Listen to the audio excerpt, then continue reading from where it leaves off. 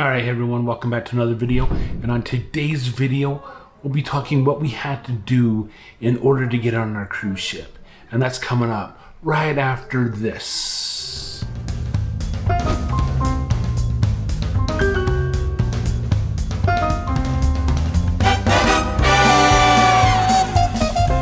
welcome back to Traveling with Justin. I am Justin, and on today's video, we'll talk about what we had to do in order to get on the Princess cruise ship to head to Canada. All right, so they announced that you no longer had a test if you had sailings on Princess less than 15 days. And we're like, yes, we don't have to test. We still had to be vaccinated, but we didn't have to test. All right. However, if you were on an enhanced cruise, that means anything going to Canada, Greece, or Bermuda, you still had to be tested. So we had to take a test. So this one right here comes with 2 tests in it. So what we had to do was we had to take a test, a PCR test, like 3 days beforehand, or an antigen test 2 days before. And so we couldn't do it 3 days before because we left on Thursday, and that would have been Thursday, Friday, Saturday, and we didn't have any time on Thursday. And plus that was like $80. Yeah, 80 freaking bucks.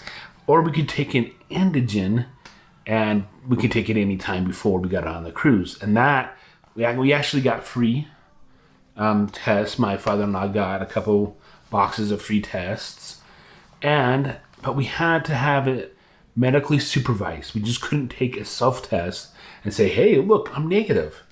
We couldn't do that.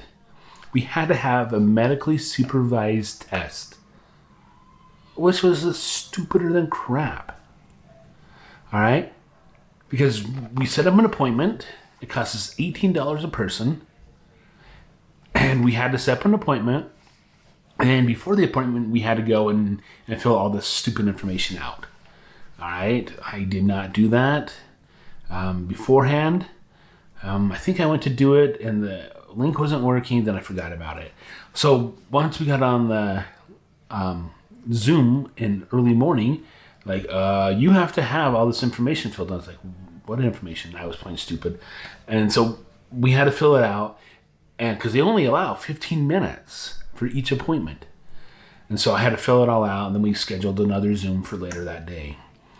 And so we all had to take out our individual tests, and we had to be on camera on the Zoom, and we had to swab our noses, and then we had to stick it in the liquid and stuff like that, and wait until we either got a negative or positive results. It usually takes within 15 minutes.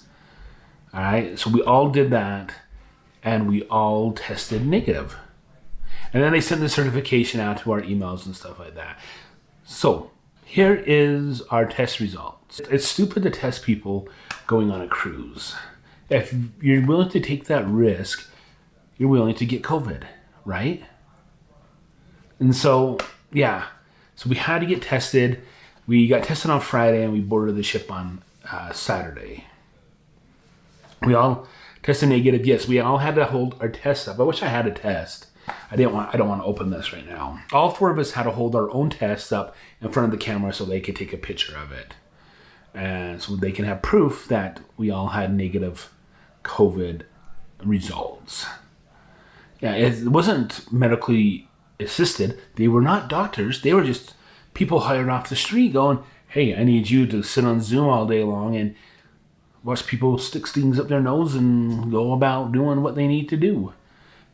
So, yeah, so testing, it's finally over. Canada finally dropped their testing mandates and everything like that on October 1st. Yeah, just too late for our cruise. But that is what it is. So you don't have to get tested anymore to get on cruise ships. I'm not sure if Greece still requires it, but here in the States, you don't have to worry about it because a lot of cruise lines are boycotting Bermuda. I think Bermuda finally lifted it. I'm not 100% sure. But yeah, so COVID testing to get on a cruise ship, even though All testing was done away with cruises under 15 days on Princess, except for with Canada. All right, so that's it for this video. COVID testing, yes, we still had to do that. And until the next one, you guys, I will see you later. Bye.